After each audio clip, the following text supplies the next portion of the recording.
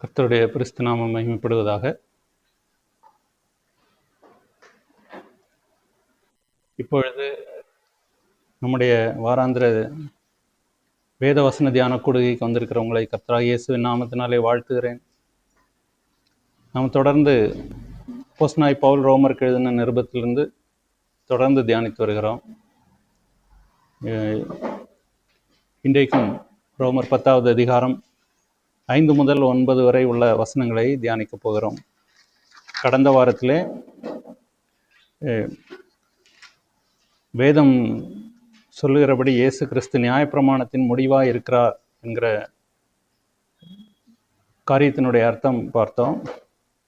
நியாயப்பிரமாணம் தேவையில்லை, இனி அது பிரயோஜனம் இல்லை என்கிற அர்த்தம் கிடையாது. விசுவாச பிரமாணத்தை, அதாவது கிருபையின்படி விசுவாசத்தினால் உண்டாகிற நீதி சொல்லுகிற கிருபா பிரமாணம் அல்லது கிருபையின் பிரமாணம் செயல்படும் பொழுது நியாயப்பிரமாணத்தின்படி செய்கைகளினால் செய்கிற எல்லா கீழ்ப்படிதல்களும் அதன் மூலமாக உண்டாயிருக்கும் என்கிறதை காண்பிக்கிறது. அதாவது விசுவாச பிரமாணத்தை ஏற்றுக்கொண்டு அதன்படி நடக்கிறவர்கள் யாராக இருந்தாலும் அவர்களுடைய வாழ்க்கையிலே நியாயப்பிரமாணத்தின் கிரியைகள் சரியாக நடக்கும், அது நடக்காமல் இருப்பதற்கு வாய்ப்பில்லை. அதனால அது நியாயப்பிரமாணத்தின் முடிவாக இருக்கிறது. இன்றைக்கு தொடர்ந்து நாம் கிரியா பிரமாணம் அல்ல, விசுவாச பிரமாணம், அதாவது கிரியையின்படியான பிரமாணம் அல்ல, விசுவாசத்தின் அடிப்படையினாலான பிரமாணம் என்கிற தலைப்பிலே நாம் தியானிக்க போகிறோம். ரோமர் 10வது அதிகாரம் 5 முதல் 9 வரை உள்ள வசனங்கள். மோசே நியாயப்பிரமாணத்தினாலாகும் நீதியை குறித்து இவைகளை செய்கிற மனுஷன் இவைகளால் பிழைப்பான் என்று எழுதியிருக்கிறார். விசுவாசத்தினாலாகும் நீதியானது கிறிஸ்துவை இறங்கி வர பண்ணும்படி பரலோகத்துக்கு ஏறுகிறவன் யார்? அல்லது கிறிஸ்துவை மரித்தோரிலிருந்து ஏறி வர பண்ணும்படி பாதாளத்துக்கு இறங்குகிறவன் யார் என்று உன் உள்ளத்திலே சொல்லாதிருப்பாயாக என்று சொல்லுகிறது மண்டி, இந்த வார்த்தை உனக்கு சமீபமாய் உன் வாயிலும் உன் இருதயத்திலும் இருக்கிறது என்றும் சொல்லுகிறது. இந்த வார்த்தை நாங்கள் பிரசங்கிக்கிற விசுவாசத்தின் வார்த்தையே. என்னவென்றால், கர்த்தராகிய இயேசுவை நீ உன் வாயினாலே அறிக்கையிட்டு தேவன் அவரை மரித்தோரிலிருந்து எழுப்பினார் என்று உன் இருதயத்திலே விசுவாசித்தால் ரட்சிக்கப்படுவாய். இந்த வேத பகுதியை நாம் இன்றைக்கு தியானிக்க போகிறோம். அது முதலாவது வாசித்த ரோமர் 10வது அதிகாரம் 5வது வசனம், லேவியராகும் 18வது அதிகாரம் 5வது வசனத்தில் உள்ள விஷயத்தை சொல்லுகிற வசனம். இவைகளை செய்கிற மனுஷன் இவைகளால் பிழைப்பான் அப்படின்னு சொல்லுகிறது. லேவியர் ஆகமம் 18வது அதிகாரம் 5வது வசனத்திலே சொல்லப்பட்டிருக்கிறது. 6, 7, 8 வசனங்கள் உபாகம் 30வது அதிகாரம் 12 முதல் 14 வரை உள்ள வசனங்களை கோடிட்டு காண்பிக்கிறது. இப்போ நியாயப்பிரமாணத்தினால் உண்டாகும் நீதி செய்கைகளின் அடிப்படையினால் ஆனது என்கிறதை கடந்த வாரத்திலே நாம் தியானித்தோம். உபாகமம் 30வது அதிகாரம் 12 முதல் 14 வரை உள்ள வசனங்கள். நியாயப்பிரமாணத்தினால் உண்டாகும் நீதி நம்முடைய கிரியைகளின் அல்லது செய்கைகளின் அடிப்படையிலான ஆனது. நியாயப்பிரமாணத்தை கை கொண்டு அதன்படி கிரியை செய்கிறவன் தான் நீதிமானாக்க முடியும், ஆக முடியும், அல்லது நீதிமானாக்கப்பட முடியும் என்கிறது அதிலிருந்து தெரிகிறது, அந்த வசனத்திலிருந்து. அப்போ நீதி அவனவனுடைய கிரியைகளை சார்ந்ததாக இருக்கிறது.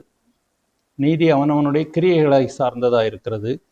ஆனால் செய்கைகள், மாம்சத்தில் நிறைவேற்றப்படுகிற செய்கைகள் எல்லாம் மாம்சீகத்தின் ஆளுகைக்குள்ளே வந்திருக்கிறது, பாவ மாம்சத்தின் ஆளுகைக்குள்ளே வந்திருக்கிறபடினாலே இந்த நீதியை கொண்டு வருகிற நியாயப்பிரமாணத்திற்கு கீழ்ப்படுகிற மாம்சமாக இருக்கிற எந்த மனுஷனாலும் முடியாததுனாலே ஆண்டவர் மனுஷனால் முடியாததை தாமே செய்யும்படி இரட்சிப்பின் கிரியை அவர் செய்து பாவத்திலிருந்து விடுதலை நமக்கு பெற்று தந்து பாவத்தினால் மரித்திருந்தவர்களாகிய நம்மை மீண்டும் உயிர்ப்பித்து அதை செய்து முடிக்கும்படியாக வந்த தேவகுமாரனாகிய இயேசு கிறிஸ்துவை விசுவாசிக்கிற எவனும் அதனால் நீதிமானாக்கப்படுவான் என்கிற ஒரு பிரமாணத்தை நமக்கு கற்பிக்கிறது. அப்போது லேவியராகும் 18வது அதிகாரம் 5வது வசனத்தில் சொல்லப்பட்டது, என் கட்டளைகளையும் என் நியமங்களையும் கை கொள்ள கடவீர்கள், அவைகளின்படி செய்கிற எவனும் அவைகளால் பிழைப்பான். இதுதான் நியாயப்பிரமாணத்தில் உள்ளது. அவைகளை செய்கிற எவனும் அவைகளால் பிழைப்பான். ஆனால் செய்ய முடியாத சூழ்நிலை என்னன்னு சொன்னால், மாம்சீகம் நம்முடைய மாம்சத்தை ஆண்டு கொண்டு இருக்கிறது, சரீரத்தை ஆண்டு கொண்டு இருக்கிறது. அதனாலே அந்த மாம்ச சிந்தை மனுஷனை ஆண்டு கொண்டு இருக்கிற வரைக்கும் நியாயப்பிரமாணத்தினுடைய ஆவிக்குரிய தன்மை அல்லது நியாயப்பிரமாணத்திற்கு ஏற்றபடி மனதிலே ஒரு முடிவு செய்கிறதற்கு அவனால் முடியாமல் போகுது. மாம்சீகம் அவனை மேற்கொள்கிறது, அவனை அடக்கி வச்சது. அப்போ நியாயப்பிரமாண நியமங்களையும் கட்டளைகளையும் கொடுத்த சர்வ வல்லமையுள்ள தேவன் சொல்லுகிறார், நான் கர்த்தர், ஆகவே நான் தீர்மானித்திருக்கிறபடி அவைகளின்படி செய்கிறவன் அவைகளால் பிழைப்பான்னு சொல்லியிருக்கிறார். நான் கர்த்தர், என்னுடைய பிரமாணத்தின்படி, நான் கொடுத்திருக்கிற நியாயப்பிரமாணத்தின்படி, மோசே மூலமாக கொடுத்த நியாயப்பிரமாணத்தின்படி செய்கிற எவனும் அவைகளால் பிழைப்பான். எசேக்கியேல் புஸ்தகத்திலே 18வது அதிகாரம் 9வது வசனத்திலே வாசிக்கிறோம், என் கட்டளைகளின்படி நடந்து என் நியமங்களை கை கொண்டு உண்மையாயிருப்பானாகில் அவனே நீதிமான், அவன் பிழைக்கவே பிழைப்பான் என்று கர்த்தராகிய ஆண்டவர் சொல்லுகிறார். அங்கே குறிப்பிட்டு சொல்லுகிறது கர்த்தராகிய ஆண்டவர் சொல்லுகிறார். இங்கே லேவியராகும் 18:5 சொல்லியிருக்கிறது, என்னுடைய வார்த்தையின்படி அவைகளின்படி செய்கிற எவனும் அவைகளால் பிழைப்பான், நான் கர்த்தர். இப்போ கர்த்தர் அப்படின்னு சொன்னால் யெகோவா தேவன். அதாவது யூதர்கள் எபிரேயன் வேதத்தில் யெகோவா என்கிற பெயர் வரும்பொழுது, அதாவது தேவனுடைய பெயர் வரும்பொழுது அதை அந்த அவ்வளவு பரிசுத்தமான அந்த பெயரை நம்முடைய அசுத்தமான நாவினால் உச்சரிக்கக்கூடாது அப்படின்னு சொல்லி அதற்கு பதிலாக அதோனாய் என்று சொல்ல தொடங்கினாங்க. அந்த யெகோவா என்கிற வார்த்தையை விட்டுட்டு அதுக்கு பதில் அதோனாய். இந்த அதோனாய் என்கிறதனுடைய டிரான்ஸ்லேஷன் தான் இங்கிலீஷில் லார்ட், தமிழில் கர்த்தர் அப்படின்னு சொல்லுகிறது. அப்போ கர்த்தர் அப்படின்னு சொன்னால் அதனுடைய அர்த்தம் என்னன்னு சொன்னால், நான் தான் எஜமான், என்னுடைய ஆளுகைக்குள்ளே தான் சகலம் இருக்கிறது, நான் என்ன சொல்கிறேனோ அதுதான் நடக்குங்கிறதை குறிக்கிற வார்த்தை அதோனாய். யெகோவாங்கிற வார்த்தைக்குள்ளே என்ன இருக்கிறதுன்னு சொன்னால், இருக்கிறவராகவே இருக்கிறவர். மோசைக்கு ஆண்டவர் சொன்னார், ஆண்டவர்கிட்ட மோசை கேட்குறார், உங்களுடைய பேர் என்ன, என்னை நான் பார்வோனிடத்தில் போய் பேசும்பொழுது என்னை அனுப்பின தேவன் நீர் என்று பார்வோனிடமோ அல்லது இஸ்ரவேல் ஜனங்களிடத்திலே தேவன் என்னை அனுப்பினார் சொல்லும்போது தேவனுடைய பெயர் என்னன்னு கேட்டால் நான் என்ன சொல்கிறது அப்படின்னு மோசை கேட்டபொழுது ஆண்டவர் சொன்னார், இருக்கிறவராகவே இருக்கிறேன். அந்த இருக்கிறவராகவே இருக்கிறேன், எஹியே அஷேர் எஹியே, அதுதான் யெகோவா. அவர் தான் யெகோவா, இருக்கிறவர், இருக்கிற தேவன். மனுஷனை உருவாக்கும் பொழுதும் அவர் இருந்தார், இருக்கிறவர். மனுஷனை உருவாக்கும் பொழுது அவர் இருக்கிறவர். நியாயப்பிரமாணத்தை கொடுக்கும் பொழுதும் அவர் இருக்கிறவர். சகலமும் அவருடைய ஆளுகைக்குள்ளே இருக்கிறது. நியாயப்பிரமாணத்தை இருக்கிறவர் உருவாக்கி உண்டாக்கி அதை அவர் உருவாக்கின மனுஷனுக்கு கொடுத்திருக்கிறார். அந்த மனுஷன் அதை கீழ்ப்படிய வேண்டும் என்பது அவருடைய சித்தமாக இருக்கிறது. ஏனென்றால் அவர் கர்த்தர், அவர்தான் உண்டாக்கினவர், இருக்கிறவர், நடப்பிக்கிறவர். அப்போ அவர் சொல்லியிருக்கிறார், என்னுடைய பிரமாணங்களை கை கொண்டு அதன்படி யார் நடக்கிறானோ அவன் பிழைப்பான். அப்போ நியாயப்பிரமாணத்தினானது மனுஷனுடைய கிரியைகளினால் கை கொண்டு நிறைவேற்றி நீதியமாகும் ஆகும்படியாக மனுஷனை அழைக்கிறது. ஆனாலும் பாவத்துக்கும் மாம்சத்துக்கும் அடிமைப்பட்டிருந்த எந்த மனுஷனாலும் நியாயப்பிரமாணத்துக்கு கீழ்ப்படிய முடியவில்லை. காரணம் என்ன? மாம்சீகம் அவனுக்கு எதிராக செயல்பட்டு கொண்டிருக்கிறது. அவனுடைய இருதயத்தின் விருப்பங்கள் மாம்சீகத்தின் அடிப்படையிலே, மாம்ச சிந்தையின் அடிப்படையிலே ஆளப்பட்டு கொண்டிருந்ததுனால அவனால் அன்பு காண்பிக்க முடியவில்லை. யாராவது ஒரு தீமையை செய்திருப்பார்களானால் அவர்கள் மீது அன்போயோ இரக்கத்தையோ காட்டுகிறதற்கு மாம்ச சிந்தை அவனை அனுமதிப்பதில்லை. நியாயப்பிரமாணத்தில் என்ன இருந்தாலும் கொலை செய்யாதேன்னு இருக்கிறது, அந்த கொலை செய்யாமல் இருக்க வேணுமானால் அவன் அன்பு உள்ளவனாக இருக்க வேணும். ஆனால் அந்த அன்பு காட்டுகிறதற்கு மாம்ச சிந்தை தடை செய்கிறது. அதனால் அந்த கற்பனைக்கு கீழ்ப்படிந்து நடக்க முடியவில்லை. அதனால் மனுஷனால் கூடாததை ஆண்டவரை செய்து பாவத்துக்கு மனுஷனை விடுதலையாக்கி விசுவாசத்தினால் நீதிமானாக்கப்படுகிற ஒரு வழியை அவனுக்கு உண்டாக்குறார். மனுஷன் அனுபவிக்க வேண்டிய பாடுகளை எல்லாம், அதாவது பாவத்தின் சம்பளம் மரணம், அப்போ பாவம் செய்த மனுஷனுக்கு தண்டனை அவன் மேல் வர வேணும். அப்படி வர வேண்டிய தண்டனை முழுவதையும் கர்த்தராகிய இயேசு கிறிஸ்து, தேவகுமாரனாக இயேசு கிறிஸ்து தன்மேல் சுமந்து கொண்டதினால் இனிமேல் அந்த பாவத்தின் பலனாகிய மரணத்தை அல்லது பாவத்தின் சம்பளமாகிய மரணத்தை இனி அவன் சுமக்க தேவையில்லை என்கிற ஒரு சூழ்நிலையை ஆண்டவர் உண்டாக்கி அதை விசுவாசிக்கிறவன் அதன் பிழைப்பான் என்று சொல்றார். பாவம் ஆதியிலே ஆதாம் செய்த பாவம் என்ன அப்படின்னு சொன்னா, நன்மை தீமையை அறியத்தக்க விருட்சத்தின் கனியை உண்டாக்கினது, கனியை உண்டது, அதை சாப்பிட்டது. நன்மை தீமை அறியத்தக்க விருட்சத்தின் கனியை புசிக்கும் பொழுது அவன் செய்தது என்னன்னு சொன்னா, நன்மை என்னது என்று கர்த்தர் சொல்லியிருக்கிறார். அதை நீ கர்த்தர் எதை நன்மைன்னு சொன்னாரோ அதுதான் நன்மை என்று ஏற்றுக்கொள்ளாமல், நன்மை தீமை எது என்று நான் கண்டுபிடிக்கிறேன்னு சொல்லி முயற்சி செய்து உன்னுடைய தீர்மானத்தின் அடிப்படையில் நீ செயல்படும் பொழுது கர்த்தருடைய பிரமாணம் அங்கே மீறப்பட்டது. அதுதான் பாவம். இப்போ ஆதாமனுடைய சந்ததியாக வந்திருக்கிற எல்லாரும் செய்கிற பாவம் எந்த அடிப்படையில்னு சொன்னால், நன்மை எது தீமை எதுன்னு அவரவர்கள் முடிவு செய்யும் பொழுது தான் அந்த பாவம் அது. அந்த பாவத்திற்கு பரிகாரம் செய்யப்பட்டு விட்டதுனாலே இனிமேல் அந்த சிந்தனையின் மூலமாக மாம்சத்தின் பலவீனத்தினாலே ஒரு தவறு செய்யப்படுமானால் அது மன்னிக்கப்பட்டு விட்டது. அதற்கான முழு கிரயமும் செலுத்தப்பட்டு விட்டது. செலுத்தப்பட்டு விட்டது. எப்படின்னு சொன்னால், நியாயப்பிரமாணத்திலே ஆண்டவர் ஒரு பாவம் மன்னிப்புக்கு ஒரு மிருகத்தை பலியாக செலுத்த சொன்னார். ரத்தம் சிந்தப்பட்டது. அந்த இரத்தத்தினாலே பாவம் கழுகப்பட்டு பரிகரிக்கப்பட்டு பாவ மன்னிப்பு உண்டாயிற்று. ஆனால் இயேசுவின் ரத்தம் சிந்தப்பட்ட பொழுது அவர் பாவமே இல்லாத பரிசுத்தர். பாவம் இல்லை என்றால் மரணமும் இல்லை. அப்போ பாவமே இல்லாத பரிசுத்தராகிய கிறிஸ்து இயேசு மரிப்பதற்கு வாய்ப்பே இல்லை. அவருடைய இரத்தம் ஒரு காலத்திலும் மறியாது. அந்த இரத்தம் எப்பொழுதும் ஜீவன் உள்ளதாகவே இருக்கு. ஆனால் கிறிஸ்து இயேசு என்ன செய்தார்னு சொன்னால், நம்முடைய பாவங்களை அவர் மேல் சுமந்து கொண்டார். அவர் பாவியாகலை, அவர் பாவம் செய்யலை, பாவம் அவரை கரைப்படுத்த முடியாது. ஆனால் அந்த பாவத்தினுடைய தண்டனை முழுவதும் அவர் ஏற்றுக்கொண்டார்.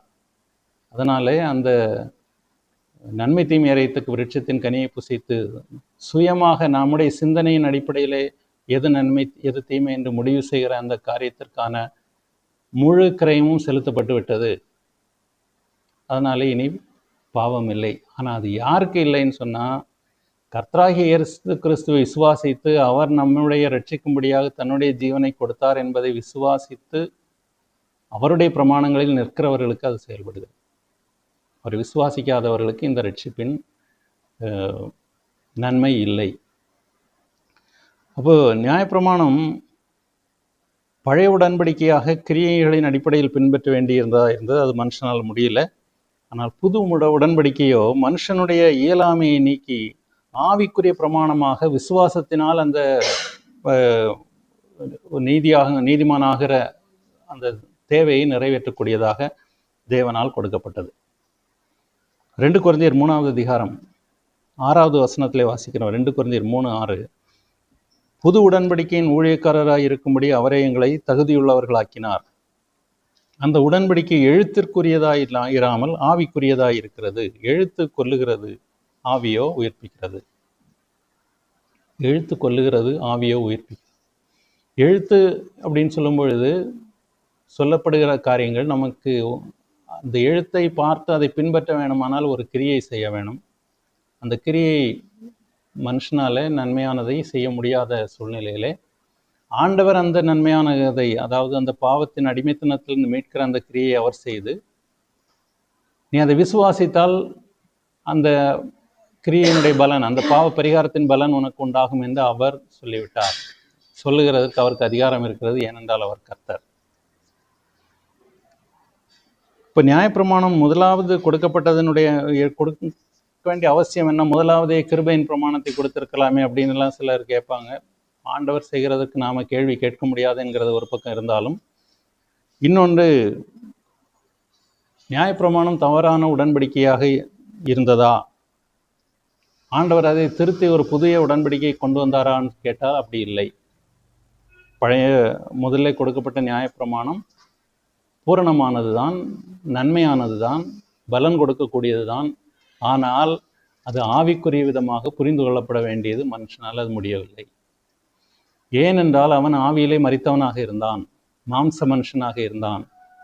ஆண்டவர் இயேசு கிறிஸ்து மனுஷனுக்கு கொண்டு வந்த அந்த ரட்சிப்பின் கிரியைகள் என்ன செய்தது அப்படின்னு பார்த்தோம்னு சொன்னால், அவனுடைய பாவத்தினால் உண்டான அந்த அடிமைத்தனத்தை போக்கிவிட்டது. பாவத்தினால் உண்டான அடிமைத்தனத்தை நீக்கி அவனை மீண்டும் ஆவியிலே உயிர்ப்பித்தது. ஆவியிலே மரித்து போயிருந்த மனுஷனை மீண்டும் ஆவியிலே உயிர்ப்பித்து பரிசுத்தாவியானவருடைய வழிநடத்துதல் அவனுக்கு மீண்டும் உண்டாயிருக்கும்படி தேவகுமாரனாகிய இயேசு கிறிஸ்து தேற்றரவாளனாகிய பரிசுத்தாவியானவரை நமக்கு கொடுத்திருக்கிறார். அவர் நமக்குள்ளே வாசம் பண்ணுகிறார். இப்படி வாசம் பண்ணுகிறதுனால நியாயப்பிரமாணத்தை ஆவிக்குரிய விதமாக புரிந்து கொள்ள முடியாமல் இருந்த நிலையிலே அதை புரிந்து கொள்வதற்கான வாய்ப்பு இப்பொழுது உண்டாயிருக்கிறது. இன்னொன்று, கிறிஸ்து இயேசு நமக்கு செய்த அந்த நன்மையான காரியத்தை, அந்த பாவ பரிகாரத்தை விசுவாசித்து ஏற்றுக்கொள்ள நம்மால் முடிகிறது. அப்படி இல்லைன்னு சொன்னால், நாம் ஆவியிலே உயிர்ப்பிக்கப்படவில்லை அப்படின்னு சொன்னால், பரிசுத்தாவியானவர் நமக்குள்ளே இல்லை என்று சொன்னால், நாம் இதை புரிந்து கொள்கிறது ஒரு இயலாத காரியமாக இருந்திருக்கும். மனுஷனுடைய அறிவுக்கு எட்டாததாக இருந்திருக்கும். மனம் மாறுதல், மனம் புதிதாகுதல் என்பது இயலாத காரியமாக இருந்திருக்கும். எப்பொழுது பாவத்தின் அடிமைத்தனத்திலிருந்து கிறிஸ்து இயேசுவினுடைய தியாகத்தினாலே நாம் விடுதலை பெற்றோமோ அப்பொழுது நமக்கு ஆவிக்குரிய ஒரு வழி திறந்து விட்டது. அப்போதான் இயேசு சொல்கிறார், நானே வழியும் சத்தியமும் ஜீவனுமாய் இருக்கிறேன். இந்த வார்த்தையை நாம் ஏற்றுக்கொள்ளும் பொழுது, கிறிஸ்து இயேசுதான் வழியும் ஜீவனும் சத்தியமாய் இருக்கிறார் என்பதை நாம் உணர்ந்து கொள்ளும் பொழுது, அதை ஏற்றுக்கொள்ளும் போது, அதை அங்கீகரிக்கும் பொழுது, அந்த வார்த்தையோடு நாம் ஐக்கியப்பட்டு கொள்ளும் பொழுது நாம் ரட்சிக்கப்படுகிறோம். அதனால தான் சொல்லியது, விசுவாசம் நீதி விசுவாசத்தினால் உண்டாகும், ரட்சிப்பு வாயினால் அறிக்கை செய்யப்படும். அப்போது வாயினால் அறிக்கை செய்கிறது எதற்காக அப்படின்னு சொன்னால், நான் உண்மையிலே விசுவாசித்திருக்கிறேன், என் இருதயத்தில் நான் விசுவாசித்திருக்கிறேன் என்பதை காண்பிக்கிறதுக்காக நாம் அறிக்கை செய்கிறோம். அப்போது தேவனே ரட்சிப்பின் கிரியை நமக்கு பதிலாக செய்து முடித்து அவர் செய்ததை விசுவாசிக்கிறவர்களுக்கு ரட்சிப்பு உண்டாகும்படி செய்தார். சுருக்கமாக சொல்லப்போனால் அதுதான் விஷயம். நம்முடைய இயலாமையை காண்பித்து தேவனை நியாயப்பிரமாணத்தை கொடுத்து அதை பின்பற்ற முடியாமல் போகும்பொழுது தான் நமக்கு நம்முடைய இயலாமை தெரிகிறது. அப்போ நம்முடைய இயலாமையை நமக்கு காண்பித்து தேவனை விசுவாசித்து நாம் ரட்சிப்பை அடையும்படியாக நம்மை வழி நடத்துகிறதுக்காக தான் நியாயப்பிரமாணம் கொடுக்கப்பட்டது. கிரியைகளை நம்மாலே நம்முடைய சுயமாக செய்ய முடியாத ஒரு நிலை நமக்கு உண்டாயிட்டு. ஏன்னு சொன்னால், நன்மை தீமை அறியத்தக்க விருட்சத்தின் கனியை நாம் புசித்த பொழுது அந்த நன்மை தீமை முடிவு செய்யும் தீர்மானத்தை நாம் எடுத்துக்கொண்டோம், நம்முடைய கையில் எடுத்துக்கொண்டோம். அதை விடுகிறதுக்கு நம்மளால் முடியல. அதனால் ஆவியிலே ஆண்டவர் நம்மை உயிர்ப்பித்து பரிசுத்தாவியானவருடைய வழிநடத்துதலுக்குள்ளே கொண்டு வந்திருக்கிறார். இப்போ நாம் அந்த விசுவாசத்திலே உறுதியாக நிற்போமானால், விசுவாசம் என்பது தேவனை அறிகிற அறிவை உள்ளடக்கியது. தேவனை அறிகிற அறிவு அப்படின்னு சொல்லும் பொழுது, தேவனை அங்கீகரித்து அவருடைய வார்த்தைகளை ஏற்றுக்கொண்டு அங்கீகரித்து அதை பின்பற்றி அதன் மேல் ஒரு ஐக்கிய உறவை ஏற்படுத்தி கொண்டு இருக்கிறோம். எப்படி ஒரு புருஷன் மனைவி ஒருத்தருக்கு ஒருத்தர் உண்மையுள்ளவர்களாக ஐக்கியப்பட்டு இருக்கிறார்களோ, அதே மாதிரி தேவனோடு அல்லது தேவனுடைய வார்த்தையோடு நாம் அந்த அளவு ஒன்று சேர்ந்து ஐக்கியப்பட்டு இருக்கிறபடினாலே கர்த்தருடைய வார்த்தைக்கு விரோதமாக போக நம்முடைய இருதயத்திலே நாம் முடிவு செய்ய மாட்டோம். விசுவாசத்தில் இருக்கிறவர்களாக இருந்தால் அந்த அப்படிப்பட்ட ஒரு முடிவை ஏற்றுக்கொள்ள மாட்டோம். ஏன்னு சொன்னால், கிறிஸ்து மணவாளன், நாம் மணவாட்டி, மணவாளன் மணவாட்டியும் சேர்ந்து ஒரு ஐக்கிய உறவை ஏற்படுத்திட்டோம். இனி நான் அதை மீறினால் தன்னுடைய புருஷனுக்கு துரோகம் செய்கிறதுக்கு அது அடையாளமாக ஒப்பாக இருக்கிறது. இந்த காரியத்தை நம்முடைய வாழ்க்கையில் ஏற்படுத்தி அந்த ஆவிக்குரிய சத்தியத்தை ஆவிக்குரிய விதமாக புரிந்து கொள்ளுகிறதுக்காக பரிசுத்தாவியானவரை நமக்கு கொடுத்து தேவன் நம்மை நீதிமான்களாக்குறதற்கான வழியை உண்டாக்கினார். கலாத்தியர் 3வது அதிகாரம் 24வது வசனத்திலே வாசிக்கிறோம். இவ்விதமாக நாம் விசுவாசத்தினால் நீதிமான்கள் ஆக்கப்படுவதற்கு நியாயப்பிரமாணம் நம்மை கிறிஸ்துவனிடத்தில் வழி நடத்துகிற உபாத்தியாய் இருந்தது. கலாத்தியர் 3வது அதிகாரம் 21.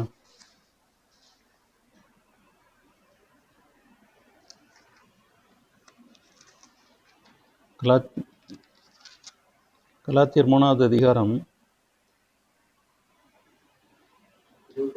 24. விதமாக சரி, கிறிஸ்துவாகிய வார்த்தைக்குள்ளான வாழ்க்கை வாழ்கிறது தான் புது உடன்படிக்கையின் பிரமாணம். இப்போ புதிய கிருபையின் பிரமாணம் சொன்னால் என்னங்கிறதை நாம் நன்றாக புரிந்து கொள்ள வேண்டும். இன்றைக்கு சொல்லப்படுகிற காரியங்கள் மேலோட்டமாக சரியாக புரிந்து கொள்ளப்படாமல் சொல்லப்படுகிற அநேக காரியங்கள் இருக்குது. கிருபையின் பிரமாணம் சொன்னால் இயேசு நம்முடைய பாவங்களை எல்லாம் நீக்கிட்டார், இனி பாவம் கிடையாது, நாமே இஷ்டத்துக்கு இருக்கலாம் அப்படிங்கிற ஒரு எண்ணம் எல்லா இடத்துலையும் பரவிட்டுது. அப்படி கிடையாது. கிறிஸ்து, அதாவது வார்த்தையான தேவன், கிறிஸ்து ஆகிய வார்த்தையான தேவனுக்கு உள்ளான வாழ்க்கை வாழ்கிறது தான் புது உடன்படிக்கையின் பிரமாணம். நாம் மீட்கப்பட்டுட்டோம், இயேசு நம்முடைய இரட்சகர், நம்முடைய பாவங்களை போக்கி விட்டாருங்கிறது மாத்திரம் நம்மை ரட்சிப்புக்குள்ளே கொண்டு போகிறது இல்லை. வார்த்தைக்குள்ளான வாழ்க்கை முக்கியம். அதனால்தான் கிறிஸ்துவுக்குள் அப்படிங்கிற இந்த வார்த்தை புதிய ஏற்பாட்டில் பல இடங்களில் வரும். கிறிஸ்துவுக்குள், கிறிஸ்துவுக்குள், என் கிறிஸ்டோஸ். இப்போ அந்த கிறிஸ்து அப்படிங்கிறது வார்த்தையை கர்த்தருடைய வார்த்தைக்குள்ளே, வார்த்தையின்படி, வார்த்தையின் வழியாக நம்முடைய வாழ்க்கையை நாம் நடத்த வேணும். அப்படி வாழும்பொழுது நாம் ரட்சிக்கப்பட்டு இருக்கிறோம், நீதிமான்களாக்கப்பட்டு இருக்கிறோம். அதனால் ரோமர் 7வது அதிகாரம் 6வது வசனத்தில் சொல்லியிருக்குது, நாம் பழமையான எழுத்தின்படி அல்ல, புதுமையான ஆவியின்படி ஊழியம் செய்யத்தக்கதாக நம்மை கட்டி இருந்த நியாயப்பிரமாணத்துக்கு நாம் மரித்தவர்களாகி அதில் நின்று விடுதலையாக்கப்பட்டு இருக்கிறோம். இப்பொழுது புது உடன்படிக்கையின்படி நாம் கிறிஸ்துவுக்குள் வாழ்கிறோம். கிறிஸ்துவுக்குள் வாழ்கிறவர்கள் தான் புது உடன்படிக்கையின் பங்குதாரர்கள், சுதந்திரவாளிகள், கிறிஸ்துவுக்குள் வாழ்கிறவர்கள். 2 கொரிந்தியர் 5வது அதிகாரம் 17வது வசனம் சொல்லுது, இப்படி இருக்க ஒருவன் கிறிஸ்துவுக்குள் இருந்தால் புது சிருஷ்டியாயிருக்கிறான், பழையவைகள் ஒழிந்து போயின, எல்லாம் புதிதாயின. பழையவைகள் எல்லாம் ஒழிந்து போயின. நாம் கிறிஸ்துவுக்குள் இருந்தால் நமக்கு பாவம் இல்லை. நாம் செய்த பாவம், இனி ஒருவேளை பலவீனத்தினால் செய்கிற பாவம் எல்லாம் மன்னிக்கப்பட்டு இருக்கிறது. ஆனால் நாம் கிறிஸ்துவுக்குள் வாழ்கிறவர்களாக இருந்தால் மட்டும். கிறிஸ்துவுக்குள்ளாக வாழ்கிறவர்கள், கிறிஸ்துவனால் பிறந்த எவனும் பாவம் செய்யான் அப்படின்னு யோவான் எழுதுகிறார். பாவம் செய்யான்னு சொன்னால் அதனுடைய அர்த்தம் ஒரு தவறும் செய்ய மாட்டாங்கிற அர்த்தம் இல்லை, அல்ல ஒரு பாவத்திலையும் விழமாட்டான் அப்படின்னு அர்த்தம் கிடையாது.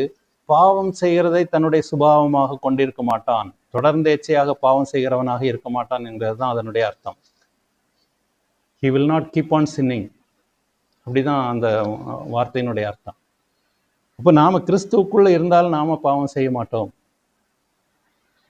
பழையவைகள் ஒழிந்து போயின, எல்லாம் புதிதாயின அப்படிங்கிறதுனுடைய அர்த்தம், மாம்ச மனுஷனாக பாவத்துக்கு அடிமையாக இருந்து இந்த உலகத்திற்கு ஒத்த வேஷம் தரித்து உலக இச்சையும் மாம்சீகமும் ஆண்டு கொள்ளுகிற நிலையெல்லாம் இப்போ முடிஞ்சு போச்சு, இப்போது முடிந்து விட்டது. இப்போ நீ இல்லை, இனி இவன் ஆவி மனுஷன்.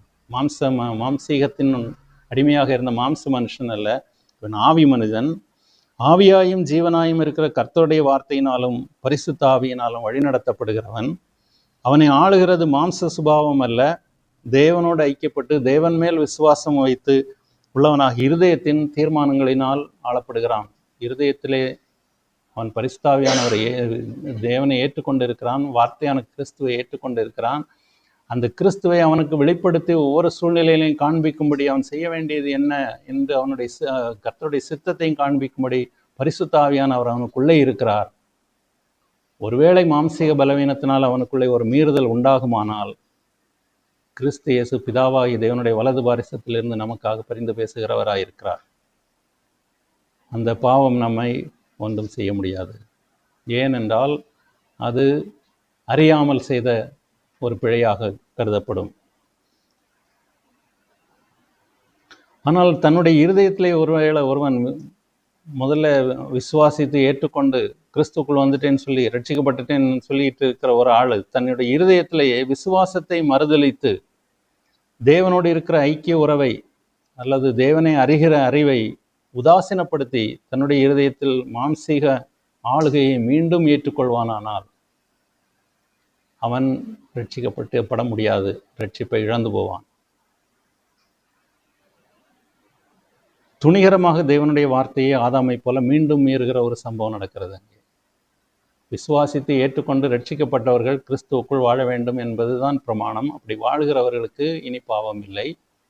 ஆனால் அப்படி வாழ நாம் தவறுவோமானால் திரும்பவும் ஆதாம் செய்தது போல கர்த்தருடைய வார்த்தையை மீறி நான் இதை செய்ய போகிறேன் அப்படின்னு ஒரு முடிவெடுத்து செய்வோமானால் திரும்பவும் நாம் பாவத்துக்கு அடிமையாகிறோம்.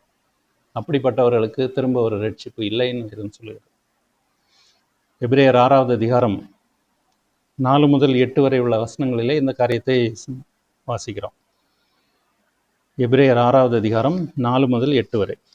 ஒரு தரம் பிரகாசிப்பிக்கப்பட்டும் பரம ஈவை ருசி பார்த்தும் பரிசுத்த ஆவியை பெற்றும் தேவனுடைய நல்வார்த்தையையும் இனிவரும் உலகத்தின் பலன்களையும் ருசி பார்த்தும் மறுதலித்து போனவர்கள் தேவனுடைய குமாரனை தாங்களே மறுபடியும் சிலுவையில் அறைந்து அவமானப்படுத்துகிறபடியால் மனம் திரும்புகிறதற்கு ஏதுவாய் அவர்களை மறுபடியும் புதுப்பிக்கிறது கூடாத காரியம். எப்படியெனில் தன்மேல் அடிக்கடி பெய்கிற மழையை குடித்து தன்னிடத்தில் பயிரிடுகிறவர்களுக்கு ஏற்ற பயிரை முளைப்பிக்கும் நிலமானது தேவனாலே ஆசீர்வாதம் பெறும். முள்செடிகளையும் முள்பூண்டுகளையும் முளைப்பிக்கிற நிலமோ தகாததாயும் சபிக்கப்படுகிறதற்கேற்றதாயும் இருக்கிறது, சுட்டெரிக்கப்படுகிறதே இதன் முடிவு. இந்த கடைசி 2 வசனங்கள் தன்மேல் அடிக்கடி பெய்கிற மழையை குடித்து தன்னிடத்தில் பயிரிடுகிறவர்களுக்கு ஏற்ற பயிரை முளைப்பிக்கும் நிலமானது தேவனாலே ஆசீர்வாதம் பெறும் என்கிறதனுடைய அர்த்தம், நம்மீது நமக்குள்ளே இருக்கிறவர் பரிசுத்த ஆவியானவர். அவர்தான் ஜீவ தண்ணீர். விசுவாசிக்கிறவனுடைய இருதயத்திலிருந்து ஜீவ தண்ணீர் உள்ள நதிகள் ஓடும் என்று யோவான் சுவிசேஷத்தில் சொல்லியிருக்கிறது இந்த பரிசுத்த ஆவியானவரை பற்றி. தன்மேல் அடிக்கடி பெய்கிற மழையை குடித்து, அதாவது பரிசுத்த ஆவியானவரால் அருளப்படுகிற வார்த்தைகளை கேட்டு தன்னிடத்தில் பயிரிடுகிறதுன்னு சொன்னால் நமக்குள்ள நிலத்தில் விதைக்கிறது. நம்முடைய இருதயமாகிய நிலத்தில் விதைக்கப்படுகிற வசனத்திற்கேற்ற பயிரை முளைப்பிக்கும் நிலமானது. அதாவது கர்த்தருடைய வார்த்தையை நம்முடைய அனுதின உணவாக கொண்டு அதையே நம்முடைய இருதயத்தில் விதைத்து அதை பரிசுத்த ஆவியானவர் கொடுக்கிற வெளிப்பாடுகளை பெற்றுக்கொண்டு அதிலே வளர்கிறவர்கள் ஆசீர்வாதம் பெறுவார்கள். அப்படிப்பட்ட நிலம்தான் நல்ல விளைச்சல் உண்டாகும். அதுக்கும் மாறாக முள்செடிகளையும் முள்பூண்டுகளையும் முளைப்பிக்கிற நிலம், முள்செடிகளும் முள்பூண்டுகளையும் முளைப்பிக்கிற நிலம் அப்படின்னு சொன்னால் எது? ஆதியாகமத்தில் ஆண்டவர் ஆதாமை பார்த்து சொன்னார், நீ கர்த்தருடைய வார்த்தையை மீறி விளக்கப்பட்ட கனியை புசித்ததுனாலே பூமி உன் நிமித்தம் சபிக்கப்பட்டிருக்கும், அது முள்ளும் குறுக்கும் முளைப்பிக்கும் அப்படின்னு சொன்னார். அப்போது கர்த்தருடைய வார்த்தையை நாம் அசட்டை பண்ணி அதை தள்ளி விட்டோமானால் நம்முடைய வாழ்க்கையிலே முள்செடிகளும் முள்பூண்டுகளும் முளைப்பிக்கிற நிலமாக நம்முடைய இருதயம் மாறிவிடும். அப்படி மாறிவிட்டால் சுட்டெரிக்கப்படுகிறது தான் அதனுடைய பலன், அதனுடைய முடிவு. அதனால் விசுவாசத்தினாலே நியாயப்பிரமாணத்தை தேடுவோமானால் ஆவிக்குரிய இருதயத்தில் இருக்கிற பரிசுத்தமான நிலையை, அதாவது தேவனுக்கென்று பிரித்தெடுக்கப்பட்ட அந்த நிலையை காத்துக்கொள்வதன் மூலமாக அதை நிறைவேற்றுவோம். திரும்புறதோட சொல்கிறேன், விசுவாசத்தினாலே நியாயப்பிரமாணத்தை செய்து முடிக்க நாம் தேடுவோமானால் ஆவிக்குரிய இருதயத்தில் இருக்கிற பரிசுத்தமான நிலையை, அதாவது புது சிருஷ்டியாக இருக்கிறோம், மனம் புதிதாக இருக்கிறது, அதை நாம் காத்துக்கொள்ள வேண்டுமானால், அதாவது பரிசுத்தமான நிலை. எது பரிசுத்தமான நிலை? தேவனுக்கென்று பிரித்தெடுக்கப்பட்ட வாழ்க்கை வாழ்கிற நிலை. அந்த நிலையை காத்துக்கொள்வதன் மூலமாக அது நிறைவேற்றும். அதனால்தான் தாவீது சங்கீதம் 51 ஆண்டவரை பார்த்து கேட்கிறார், தேவனை சுத்த இருதயத்தை நிலை சிருஷ்டி. 51வது சங்கீதம் 10வது வசனத்தில் சொல்றாரு, சுத்த இருதயத்தை நிலை சிருஷ்டியும் நிலைவரமான ஆவியின் உள்ளத்திலே புகுத்தி. இந்த சத்தியத்தை நாம் இன்னொரு வேத பகுதியில் கூட பார்க்கலாம். உபாகமம் 30வது அதிகாரம் 19-20 வசனங்கள். ஆண்டவர் சொல்கிறார், நான் ஜீவனையும் மரணத்தையும் ஆசீர்வாதத்தையும் சாபத்தையும் உனக்கு முன் வைத்தேன் என்று உங்கள் மேல் வானத்தையும் பூமியும் என்று சாட்சி வைக்கிறேன். ஆகையால் நீயும் உன் சந்ததியும் பிழைக்கும்படிக்கு நீ ஜீவனை தெரிந்து கொண்டு கர்த்தர் உன் பிதாக்களாகிய ஆபிரகாமுக்கும் ஈசாக்குக்கும் யாக்கோபுக்கும் கொடுப்பேன் என்று அவர்களுக்கு ஆணையிட்டு கொடுத்த தேசத்திலே குடியிருக்கும்படி உன் தேவனாகிய கர்த்தரிடத்தில் அன்பு கூர்ந்து அவர் சத்தத்திற்கு செவி கொடுத்து அவரை பற்றி கொள்வாயாக, அவரே உனக்கு ஜீவனும் தீர்க்காயுசுமானவர் என்றான். இந்த வசனத்தை கொஞ்சம் பார்ப்போம். நான் ஜீவனையும் மரணத்தையும் ஆசீர்வாதத்தையும் சாபத்தையும் உனக்கு முன் வைத்தேன். இதுதான் ஆண்டவர் ஆதியிலே ஏதேன் தோட்டத்தில் செய்தது. ஜீவனையும் மரணத்தையும் ஆதாம் முன்னால் வைத்தார். நீ தோட்டத்தில் உள்ள எல்லா விருட்சத்தின் கனியும் புசிக்கலாம், ஜீவன். விலக்கப்பட்ட ஒரு மரத்தின் கனியை புசிக்க வேண்டாம், அது மரணம். ஜீவனையும் மரணத்தையும். விலக்கப்பட்ட கனியை புசிக்கிறது சாபம், மற்ற கனிகளை புசிக்கிறது ஆசீர்வாதம். இது உனக்கு முன் வைத்திருக்கிறேன் என்று உங்கள் மேல் வானத்தையும் பூமியும் என்று சாட்சி வைக்கிறேன். வானத்தையும் பூமியும் சாட்சி வைக்கிறேன். வானம் எதற்கு உருவகமாக இருக்கிறதுன்னு சொன்னால் நம்முடைய ஆவிக்குரிய காரியங்களுக்கு. பூமி என்பது நம்முடைய நடைமுறை வாழ்க்கையிலே நாம் செய்கிற செயல்களுக்கு. அதனால் நாம் என்ன செய்யணுமா? நீ பிழைக்கும்படி, நீ உன் சந்ததியும் பிழைக்கும்படி நீ ஜீவனை தெரிந்து கொண்டு கர்த்தர் உன் பிதாக்களாகிய ஆபிரகாமுக்கும் ஈசாக்கும் யாக்கோபும் கொடுப்பேன் என்று அவர்களுக்கு ஆணையிட்டு கொடுத்த தேசத்திலே குடியிருக்கும்படி. அவர்களுக்கு ஆணையிட்டு கொடுத்த தேசம் எது? கானான் தேசம் அப்படின்னு நாம் சொன்னாலும் உண்மையிலே ஆண்டவர் அவர்களுக்கு கொடுத்தது விசுவாச தேசம். அதுதான் நாம் தேவனுடைய ராஜ்யம் சொல்லுகிறோம். ஆண்டவர் ஆபிரகாமை கூப்பிட்டு வானத்து நட்சத்திரங்களை பார், இப்படி உன்னுடைய சந்ததி இருக்கும்னு சொல்லும் பொழுது அவன் அதை விசுவாசித்து ஏற்றுக்கொண்டான். அதை விசுவாசித்த தேவன் அவனுக்கு நீதியாக எண்ணினார். அப்போ அவன்கிட்ட சொன்னார், இந்த தேசத்தை, அதாவது அந்த விசுவாச தேசத்தை உனக்கு கொடுக்கும்படி. அப்போ இங்கே நமக்கு சொல்லப்படுகிறது காரியம் இது. ஆவிக்குரிய விதமாக இந்த வசனத்தை நாம் பார்ப்போம். ஆனால் அது நமக்கு சொல்லுகிறது என்னன்னு சொன்னால், இந்த விசுவாச தேசத்திலே குடியிருக்கும்படி, அதாவது தேவனுடைய ராஜ்யத்திலே குடியிருக்கும்படி உன் தேவனாகிய கர்த்தரிடத்தில் அன்பு கூர்ந்து அவர் சத்தத்திற்கு செவி கொடுத்து அவரை பற்றி கொள்வாயாக. இதுதான் இன்றைக்கும் கிருபையின் பிரமாணத்தை பற்றி கொண்டிருக்கிற நமக்கும் உள்ள காரியம். இப்பொழுதும் நம்மேல விழுந்த கடன் என்னன்னு சொன்னால், கர்த்தரிடத்தில் அன்பு கூர்ந்து அவர் சத்தத்திற்கு செவி கொடுத்து அவரை பற்றி கொள்வாயாக. அவரே உனக்கு ஜீவனும் தீர்க்காயுசுமானவர். அதனால தான் யோவான் 14:6 வாசிக்கிறோம், நானே வழியும் சத்தியமும் ஜீவனுமாய் இருக்கிறேன், என்னாலே அல்லாமல் ஒருவனும் பிதாவினிடத்தில் வரான். என்னாலே அல்லாமல் ஒருவனும் பிதாவினிடத்தில் வருகிறான் சொன்னவர் யார்? இயேசு கிறிஸ்து. அவர் யார்? வார்த்தையான தேவன். இந்த வார்த்தையை மீறி நாம் எப்படி பிதாவினிடத்தில் போக முடியும்? எப்படி ரட்சிக்கப்பட முடியும்?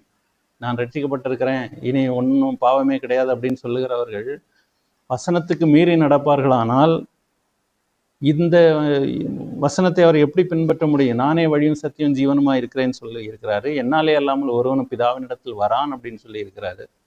அப்போ அதற்கு வாய்ப்பே கிடையாது. நியாயப்பிரமாணத்தை பற்றி மோசே உபாகமத்தில் சொல்லும்போது, உபாகம் 30வது அதிகாரம் 11 முதல் 15 வரை உள்ள வசனங்கள் இருக்குது. இந்த பிரமாணம் மறைபொருளும் அல்ல, கண்டறிய முடியாததும் அல்ல, அது உன் வாயிலும் உன் இருதயத்திலும் இருக்கிறது. இதோ ஜீவனையும் மரணத்தையும் உனக்கு முன்பாக வைத்தேன், நீ ஜீவனை தெரிந்து கொள் என்று சொல்லியிருக்கிறார்.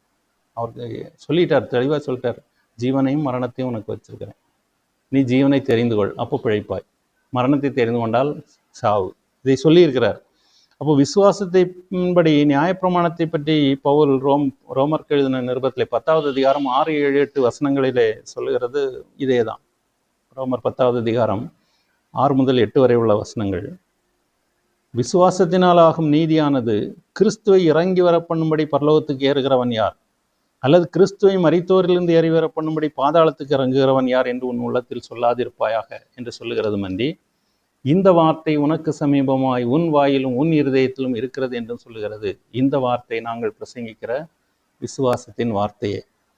எதுக்கு பரலோகத்துக்கு கிறிஸ்துவை இறங்கி வர பண்ணும்படி பரலோகத்துக்கு யார் ஏறணும்?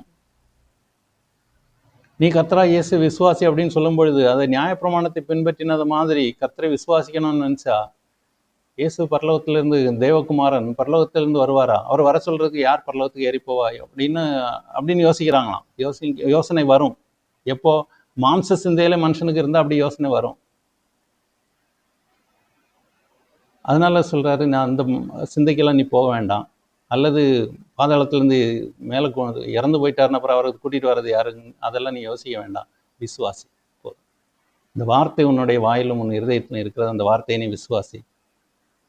விசுவாசித்தால் நீதிமான் பிழைப்பான். இப்போ எதை விசுவாசிக்க வேணும்? அது அடுத்த கேள்வி. 3 காரியங்கள் பாயிண்ட்ஸ் நான் சொல்கிறேன். எதை விசுவாசிக்க வேணும்? 1, நம்மை மீட்கும்படி பாவ மரணத்திலிருந்து விடுதலையாக்கி ஜீவனை தரும்படி உலகத்திற்கு உன்னதத்திலிருந்து இறங்கி வந்த தேவகுமாரன் இயேசு என்று விசுவாசிக்க வேண்டும். தேவகுமாரனாகிய கிறிஸ்து, இயேசுதான் அந்த தேவகுமாரனாகிய கிறிஸ்து என்கிறதை விசுவாசிக்க வேண்டும். 2வது, மரித்து கிடந்த நம்மை தாம் மரித்து உயிர்த்ததன் மூலமாக உயிர்ப்பித்த தேவகுமாரன் இயேசு என்று விசுவாசிக்க வேணும். பாவத்திலே மரித்தவர்களாக இருந்தோம். ஆண்டவர் இயேசு கிறிஸ்து நம்மை திரும்பவும் உயிரோடு எழுந்த பொழுது நம்மையும் அவரோடு உயிர்ப்பித்தார். ஏன்னு சொன்னால், அவர் நம்முடைய பாவத்துக்கு பரிகாரமாக சிலுவையில் மரித்த பொழுது நாமும் மாம்சத்திலே அந்த சிலுவையிலே மரித்தோம். அவர் உயிரோடு எழும்பின பொழுது நாமும் ஆவியிலே உயிர்ப்பிக்கப்பட்டு உயிரோடு எழுந்தோம். அதனால அதை செய்த தேவகுமாரன் இயேசு என்கிறதை விசுவாசிக்க வேணும். 3வது, தம்முடைய பரிசுத்த ஆவியானவரை நமக்குள்ளே வாசம் பண்ணும்படியாக நமக்கு அருளி வார்த்தையின் வழியிலே நம்மை நடக்கும்படி செய்கிற இயேசுவாகிய தேவகுமாரன் அவர்தான் என்பதை விசுவாசிக்க வேண்டும். பரிசுத்தாவியானவர் நமக்குள்ளே வாசம் பண்ணுகிறார் என்கிறது நாம் கிறிஸ்து இயேசுவை விசுவாசித்து ரட்சிக்கப்பட்டு இருக்கிறோம் என்ற நம்முடைய விசுவாசத்திற்கு அடையாளமாக இருக்கிறது, அச்சாரமாக இருக்கிறது அப்படின்னு வேதத்தில் வாசிக்கிறோம். 1 யோவான் 4வது அதிகாரம் 15வது வசனம், இயேசுவானவர் தேவனுடைய குமாரன் என்று அறிக்கை பண்ணுகிறவன் எவனோ அவனில் தேவன் நிலைத்திருக்கிறார், அவனும் தேவனில் நிலைத்திருக்கிறான். ஆனால் இயேசுவை தேவனுடைய குமாரன் என்று விசுவாசிக்காத ஒரு கூட்டம் ஜனங்கள் இருந்து கொண்டுதான் இருக்கிறார்கள். யூதர்களிலே ஒரு கூட்டம் ஜனத்தார் இன்னும் மேசியா என்று இயேசு கிறிஸ்துவை இன்னும் ஏற்றுக்கொள்ளவில்லை. இயேசு செய்தவைகளையும் அவருடைய வார்த்தைகளையும் கேட்டுக்கொண்டிருந்தவங்கள கூட நிறைய பேர் விசுவாசிக்கவில்லை. மார்க்கு சுவிசேஷம் 15வது அதிகாரம் 32வது வசனம், நாம் கண்டு விசுவாசிக்கத்தக்கதாக இஸ்ரவேலுக்கு ராஜாவாகிய கிறிஸ்து இப்பொழுது சிலுவையில் இருந்து இறங்கட்டும் என்று சொல்லி கொண்டார்கள். அவரோட கூட சிலுவையில் அறையப்பட்டவர்களும் அவரை நிந்தித்தார்கள். இயேசு கிறிஸ்துவனுடைய சிலுவை மரணத்தை பற்றி கிறிஸ்து இயேசு உலகத்திற்கு வருகிறதுக்கு பல வருஷங்களுக்கு முன்பாக அநேக தீர்க்கதரிசிகளால் சொல்லப்பட்டு இருக்கின்றதை யூத ஜனங்கள் நன்றாக அறிந்திருந்தார்கள். அறிந்திருந்தும் அது சம்பவித்த பொழுது அவர்கள் அதை ஏற்றுக்கொள்ளவில்லை. மார்க் 15:32, அவர் இறங்கி வந்தா அதை ப்ரூவ் பண்ணா அதை நாங்கள் கண்டாதான் விசுவாசிப்போம் அப்படின்னு சொன்னாங்க. ஆனால் கண்டு விசுவாசிப்பதையெல்லாம் காணாமல் விசுவாசிக்கிறதை தேவன் விரும்புகிறார்.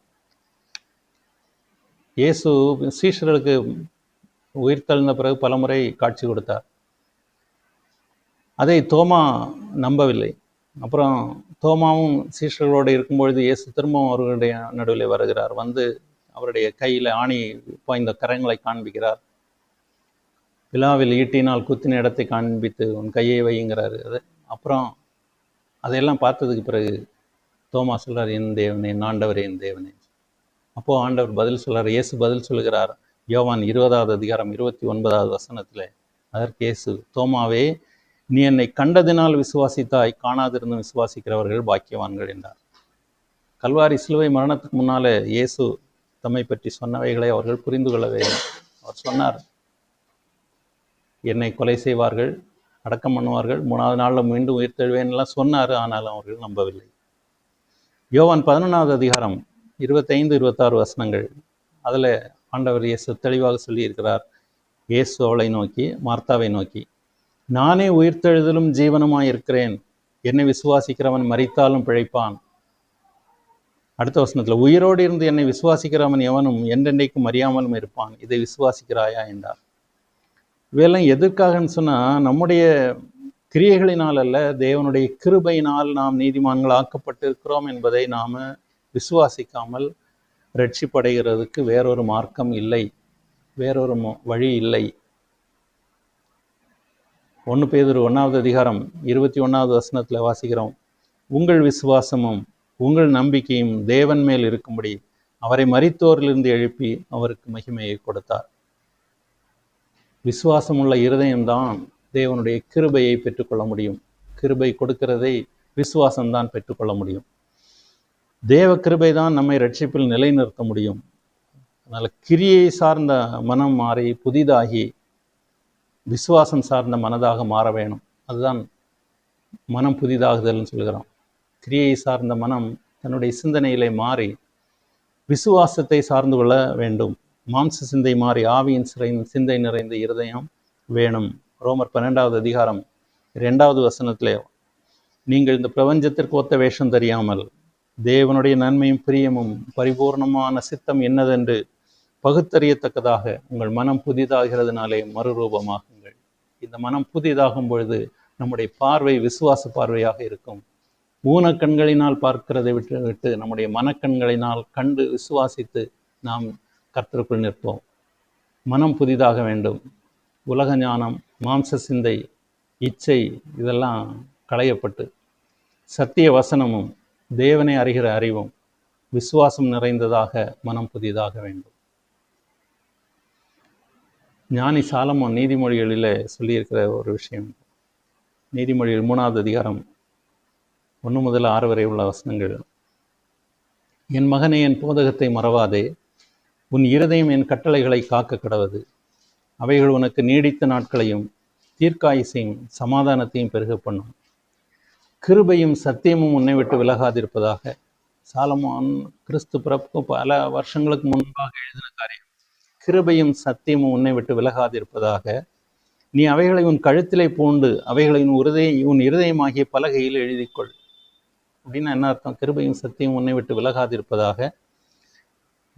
நீ அவைகளை உன் கழுத்திலே பூண்டு அவைகளை உன் இருதயமாகிய பலகையில் எழுதிக்கொள். அப்படின்னா சத்திய அறிவு கிருபையை பெற்றுக்கொள்ளும் விசுவாசத்தை பெருக செய்யும்.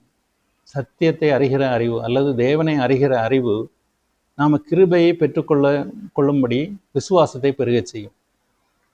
உன் இருதயமாகிய பலகையில் எழுதிக்கொள். அப்படின்னா வெறும் மூளை அறிவு இல்லை. மூளை அறிவில் வருகிற நிறைய காரியங்கள் இருக்குது. அது மூளை அறிவுக்கு வந்து கொஞ்ச நாள் காணாமல் போயிடும், மறைந்து போகும். ஆனால் மூளை அறிவுக்கு நாம் வந்ததை நம்முடைய இருதயமாகிய பலகையில் நித்தியமாக இருக்கும்படியாக நாம் எழுதி கொள்ள வேண்டும்.